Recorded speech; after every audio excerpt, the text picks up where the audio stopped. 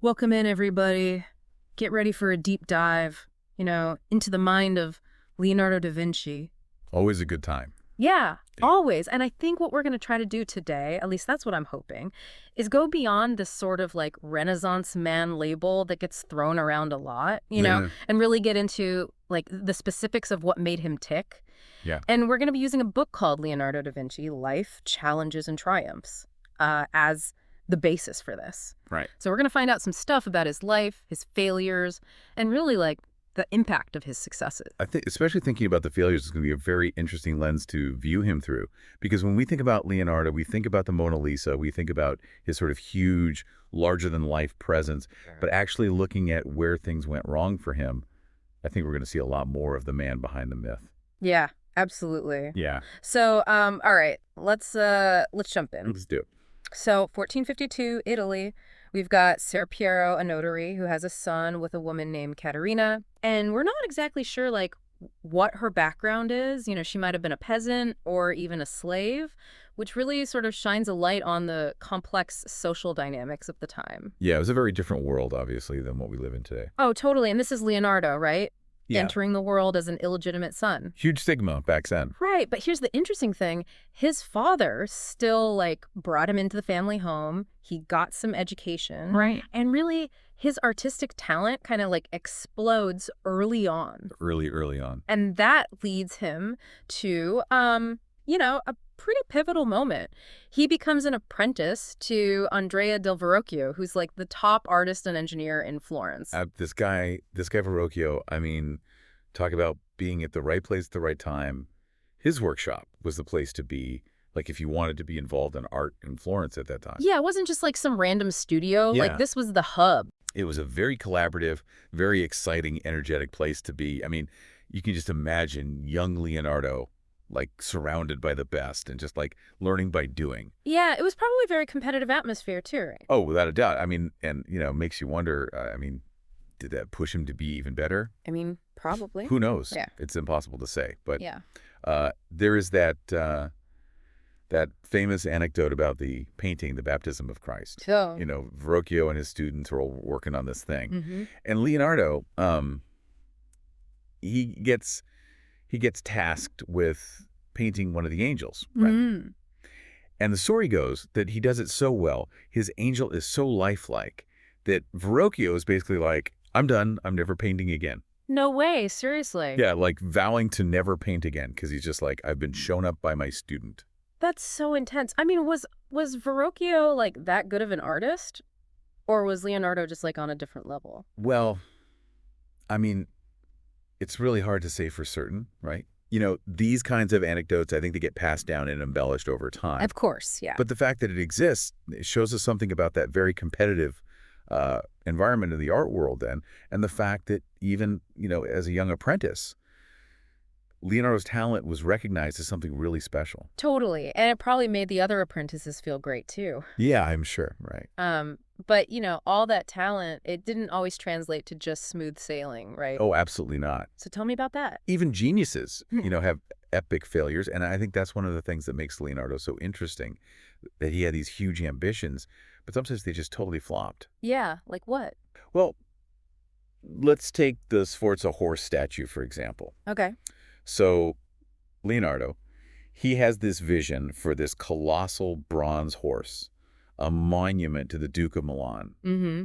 It was going to be a groundbreaking achievement, the largest bronze statue anyone had ever attempted. But, of course, war breaks out, resources get diverted, and, even with Leonardo's ingenuity, there were these technical limitations at the time that made casting something that massive almost impossible. So it's like he's pitching this giant horse statue to, like, modern investors, Yeah. and he's like, it's going to be huge, it's going to be a masterpiece. Oh, and by the way, there might be a war, so fingers crossed. Yeah, exactly. Oh, man. And I think that's a great lesson, right? Yeah.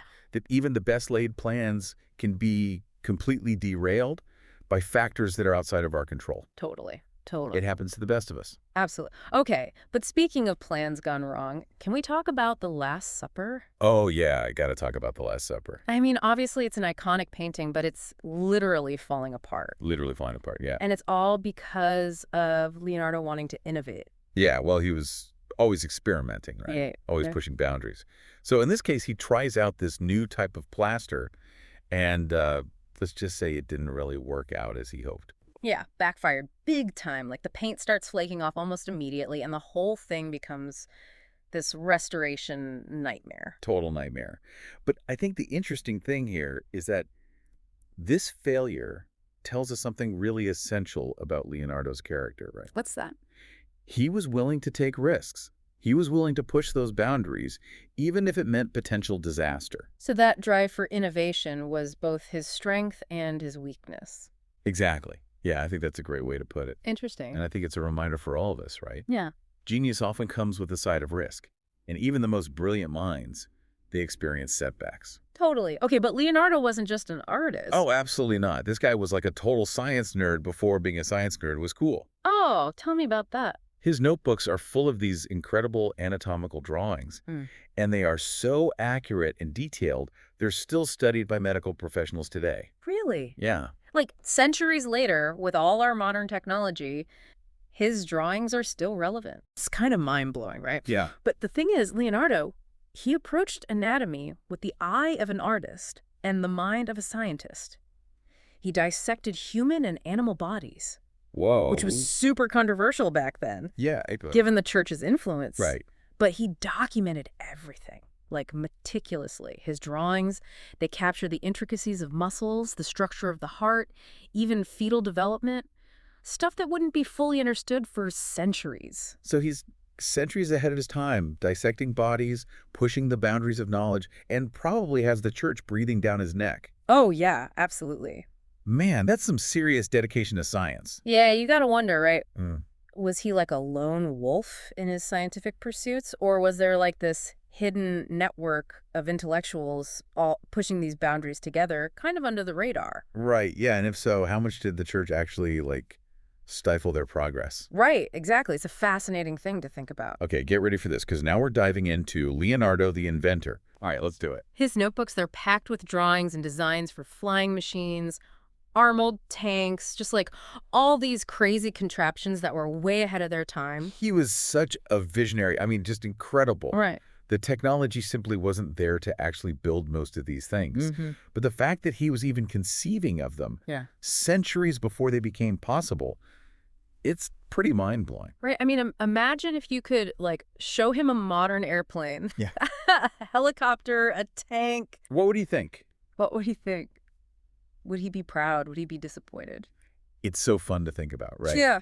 Yeah. And I think it's something we can definitely explore a little bit more later on. Yeah. Okay, but first, we got to talk about Leonardo's legacy. Right. His impact on the world. Right. I mean, we've covered a lot, but what are, like, the big takeaways? Like, how did he change things? His influence is almost impossible to measure, really. Yeah. He was really a catalyst for the whole scientific revolution. Right. His anatomical studies, they really paved the way for modern medicine as we know it. His artistic innovations, I mean, they influenced generations of painters that came after him. Right.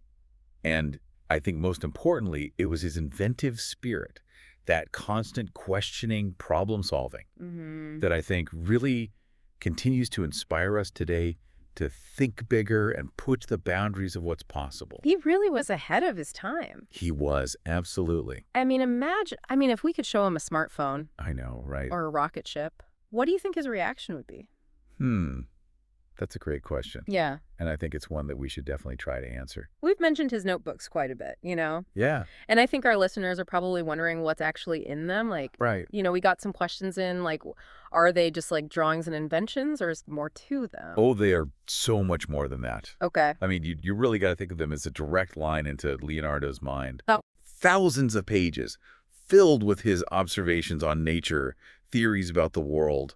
I mean, there's even grocery lists and to-do reminders in there. Really? It's this fascinating kind of jumble of the personal and the profound all mixed together. So it's like we're peeking over his shoulder as he is, having these thoughts. Exactly, yeah. It's time travel, kind of. It really is. But here's a question, like, if they were private, how did they end up being preserved for centuries?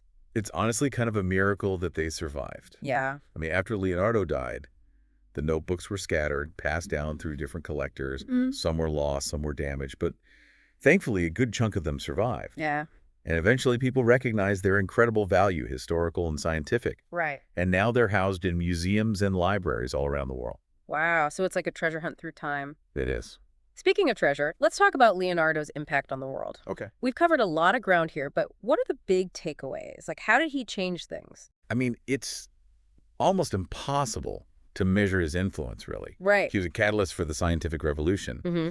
His anatomical studies, they paved the way for modern medicine. Mm-hmm. His innovations in art, I mean, they influenced generations of painters. Yeah. And I think most importantly, it's that inventive spirit, that constant questioning and problem solving Right. that continues to inspire us today to think bigger, push the boundaries. He was ahead of his time. Oh, I absolutely. mean, imagine showing him a smartphone, a rocket ship. I know. What do you think he'd think? I think you'd be amazed and probably a little bit energized, Yeah.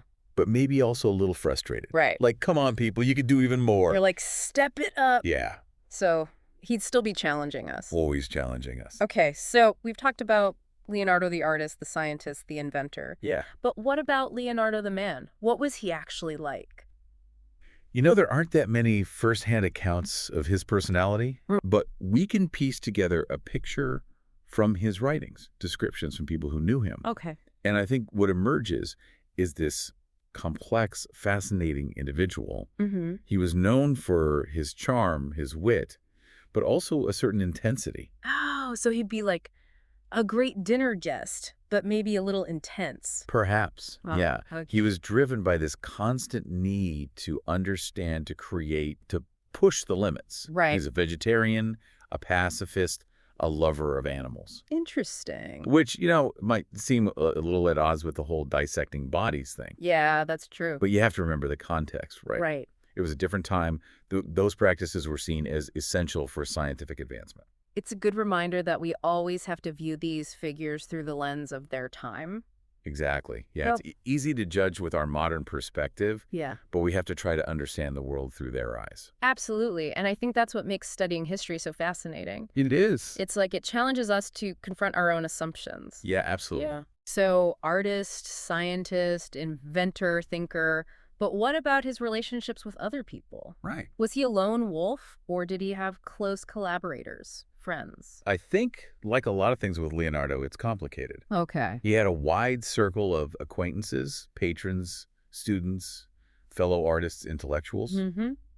but he also seemed to really value solitude Okay. and maybe even struggle to form those really deep connections. It's lonely at the top, right? It can be, yeah. Maybe that's part of being a genius. Maybe so. But I guess we're only seeing this limited glimpse of his life. That's true. What we do know is that he was deeply respected, Oh, and his work has inspired generations. without a doubt. And that's a pretty powerful legacy. Absolutely. Okay, so we've explored his origins, his struggles, his triumphs, his notebooks, his impact, even his personality. Yeah, it's been quite a journey. But here's the million-dollar question: what does it all mean? Right. Like, if we had to distill Leonardo's essence, Wow. what would be the key takeaway for our listeners?